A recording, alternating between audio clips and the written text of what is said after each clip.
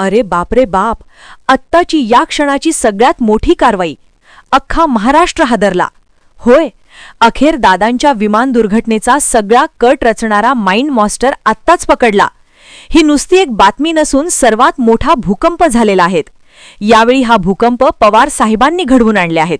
नेमका पवार साहेबांनी काय डाव टाकला आणि कशा प्रकारे सगळ्या विमान दुर्घटनेचा उलगडा झाला आणि खरा गुन्हेगार आत्ताच ताब्यात घेतला, याची सगळी माहिती या व्हिडिओमध्ये पुढे सगळे सांगणार आहेत. फक्त हा व्हिडिओ पूर्ण शेवटपर्यंत बघा. कुठेही अर्धवट व्हिडिओ सोडू नका, कारण की जर तुम्ही अर्धवट सोडला तर तुम्हाला दादांच्या घातपातामध्ये कोण कोण सहभागी होतं, कोणते मोठे नेते सहभागी होते, त्यांची माहिती समजणार नाही. त्यांनी कशा प्रकारे सगळं ठरवलं होतं त्याचा सगळ्यात मोठा गुप्त पुरावा आत्ताच हाती लागलेला आहे. मी तुम्हाला व्हिडिओच्या शेवटी सर्व दाखवणार आहेत, त्यामुळे तुम्हाला पूर्ण शेवटपर्यंत हा व्हिडिओ बघावाच लागेल. आपल्या दादांच्या विमान दुर्घटनेचा सगळ्यात मोठा धक्कादायक खुलासा आत्ताच झालेला असून या खऱ्या माइंड मास्टरने हा सगळा कट रचलेला होता. त्यानेच सगळी फिल्डिंग लावलेली होती आणि दादांचा धात घडवायचा असा सगळा प्लान तयार केलेला होता. यामध्ये कोण कोण मोठे नेते सहभागी आहेत आणि कशा प्रकारे त्या सगळ्यांनी मिळून सगळा अपघात घडवून आणला त्याचं गुप्त माहिती आपल्या हाती लागले. रोहितदादा पवार यांनी जी पुरावे दाखवले होते, ज्या गोष्टी सांगितल्या होत्या, त्या सगळ्या आता खऱ्या ठरलेल्या आहेत. रोहितदादा पवार ज्यावेळी दादांच्या विमान दुर्घटनेचे पत्रकार परिषदेत मुद्दे मांडित होते, विमान कंपनीने केलेल्या चुका सगळ्या दाखवित होते, त्यावेळी काही लोक म्हणले की यामध्ये रोहितदादा राजकारण करीत आहेत. परंतु ते सगळं राजकारण नसून आपल्या दादांना न्याय द्यावा यासाठी रोहितदादांची धडपड आहेत. आत्ताच इतक्यात रोहितदादांनी असा गुप्त पुरावा बाहेर काढला असून दादांचा खरा गुन्हेगार लगेच जेरबंद करण्यात आला आहे. नेमकं हा कोण आहेत, कोणत्या पक्षाचा आहे, याला कोणाचा सपोर्ट आहेत, हे सगळं मी तुम्हाला पुढे व्हिडिओत दाखवणार आहेत. फक्त पूर्ण शेवटपर्यंत व्हिडिओ बघा. कुठेही अजिबात अर्धवट व्हिडिओ सोडू नका. शेवटपर्यंत बघत रहा आणि आत्ताच व्हिडिओला एक लाईक 100% झालाच पाहिजे. ज्या विमानात दादांचा अपघात झाला त्या VSR विमान कंपनीचे मालक VK सिंग यांना CIDने आपल्या कार्यालयात बोलवून चौकशी केलेली आहे. नेमकं येताना यांचे CCTV फुटेजमध्ये दिसतात, परंतु जाताना दिसत नाही. तसंच CID कार्यालयामध्ये यांना मॅच बघण्याची सुद्धा व्यवस्था करण्यात आली होती. त्यामुळे संपूर्ण महाराष्ट्राला एक प्रश्न पडलाय की हे संपूर्ण प्रकरण कोणी दाबण्याचा प्रयत्न करीत आहे का? कोणी या विमान कंपनीला पाठीशी घालण्याचा प्रयत्न करीत आहे का? या विमान कंपनीला अंतर्गत कोणा मोठ्या नेत्याचा, कोणा मोठ्या मंत्र्यांचा सपोर्ट आहे का? CID योग्य दिशेने तपास करीत आहेत का? हा सुद्धा मोठा प्रश्न जनतेसमोर निर्माण झाला आहे. आपल्या दादांना न्याय मिळावा, योग्य दिशेने तपास व्हावा, यासाठी संपूर्ण महाराष्ट्र तळमळ करीत आहेत. जो पण कोणी यामध्ये गुन्हेगार असेल, मग तो कितीही मोठा असो, कितीही मोठ्या पक्षाचा नेता असो, कितीही मोठ्या पक्षाचा मंत्री असो, कितीही पैशावाला असून काहीही असो, त्याला कडक शिक्षा झालीच पाहिजे आणि आपल्या दादांना न्याय 100% भेटलाच पाहिजे.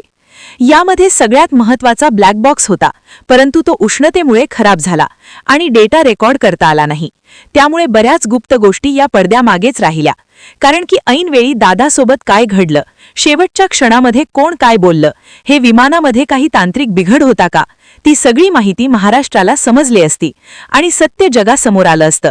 परंतु आता हा ब्लॅक बॉक्स जळाल्यामुळे नेमकं काय झालं, विमानात काही तांत्रिक बिघड होता का? कारण की जो अहवाल आला त्यामध्ये कोणताही तांत्रिक बिघड नाही असं म्हणण्यात आलंय. त्यामुळे ब्लॅक बॉक्सने आपल्याला सगळं सत्य सांगितलं असतं. या सगळ्या दुर्घटनेमध्ये वैमानिकांची चूक, तिथली भौगोलिक परिस्थिती, वातावरण या गोष्टी जबाबदार आहेत असं अहवाल सांगतो. परंतु रोहितदादांनी जे पुरावे दिले त्यानुसार हा घातपात आहेत, या भागात आहेत, यावर संपूर्ण महाराष्ट्र विचार करीत आहे. तुम्हाला काय वाटतं या अपघाताबद्दल लगेच कमेंट करून सांगा आणि आपल्या दादांसाठी व्हिडिओला एक लाईक 100% झालाच पाहिजे. शेवटपर्यंत व्हिडिओ बघा, कारण की व्हिडिओच्या शेवटी खरा गुन्हेगार आपण दाखवणार आहे. अजित पवार यांच्या विमान अपघाताला आमदार रोहित पवार यांच्याशी संबंधित असणाऱ्या साखर कारखान्याचा धूर कारणीभूत असल्याचं पुणे जिल्हा भाजप युवा मोर्चाचे अध्यक्ष वैभव सोलनकर यांनी म्हटलंय. या संदर्भात आता ज्या ठिकाणी अजितदादांचं विमान कोसळलं त्या ठिकाणापासून आमदार रोहित पवारांशी संबंधित असणारा कारखाना किती अंतरावर आहे आणि खरंच त्या कारखान्याचा धूर इथपर्यंत पोहोचू शकतो का याची खातरजमा करण्यासाठी आम्ही घटनास्थळी पोहोचलो. आम्हाला घटनास्थळी पोहोचल्यावर काय जाणवलं पाहूयात आमचे प्रतिनिधी देवा राखुंडे यांनी घटनास्थळावरून घेतलेला हा आढावा. उपमुख्यमंत्री अजित पवार यांच्या विमानाचा अपघात ज्या ठिकाणी झाला त्या घटनास्थळाला पुन्हा एकदा आपण आलेलो आहेत आणि हेच ते घटनास्थळ आहे ज्या ठिकाणी 28 जानेवारी रोजी VSR कंपनीच्या विमानातून प्रवास करत असताना दिवंगत नेते अजित पवार यांचा दुर्दैवी मृत्यू झाला. हेच रनवे 11चं टोक आहे. याच ठिकाणी रनवे 11 पासून 50 मीटर अंतरावरती VSR कंपनीचं विमान जे आहे ते कोसळलं गेलं आणि दुर्दैवानं यामध्ये अजित पवार यांसह 5 जणांचा मृत्यू झाला. आता या ठिकाणी येण्यामागचं कारण असं की याच अपघाताला धरून अनेक मुद्दे, अनेक आरोप प्रत्यारोप होत आहेत, अनेक मुद्दे, नवनवीन मुद्दे पुढे येत आहेत. भाजपा पुणे जिल्हा युवा मोर्चाचे अध्यक्ष वैभव सोलनकर यांनी एक आरोप केलेला आहे आणि राज्याचे मुख्यमंत्री देवेंद्र फडणवीस यांना एक पत्र दिलेलं आहे. त्यांचं पत्राद्वारे आरोप असा आहे किंवा त्यांचं म्हणणं असं आहे की या घटनास्थळापासून जवळपास 16-17 किलोमीटर अंतरावरती आमदार रोहित पवार यांच्याशी संबंधित एक साखर कारखाना आहे. त्या साखर कारखान्याच्या धुराचा परिणाम या अपघाताशी निगडीत आहे. कारण तो जो धूर बाहेर पडतोय त्यामुळे या ठिकाणी प्रदूषण होत आहे किंवा बाष्प तयार होत आहे आणि त्यामुळे व्हिजिबिलिटी जी आहे ती कमी होते आणि तो कारखाना या अपघाताला कारणीभूत आहे आणि त्या अनुषंगाने तपास करण्यात यावा, खोलवर तपास व्हावा असं त्यांचं म्हणणं आहे आणि त्याचीच खातरजमा करण्यासाठी आपण इथे आलोय. आता हे जे माझ्या पाठीमागचं टोक आहे ते रनवे 11 आहे जिथे अपघात झाला. आता मी दुसरं टोक दाखवतो रनवे 29चं. म्हणजे हे समोरची बाजू जर आपण बघितली तर रनवे 29 आहे की पलीकडचं टोक आहे ज्या ठिकाणी एअरपोर्ट आहे.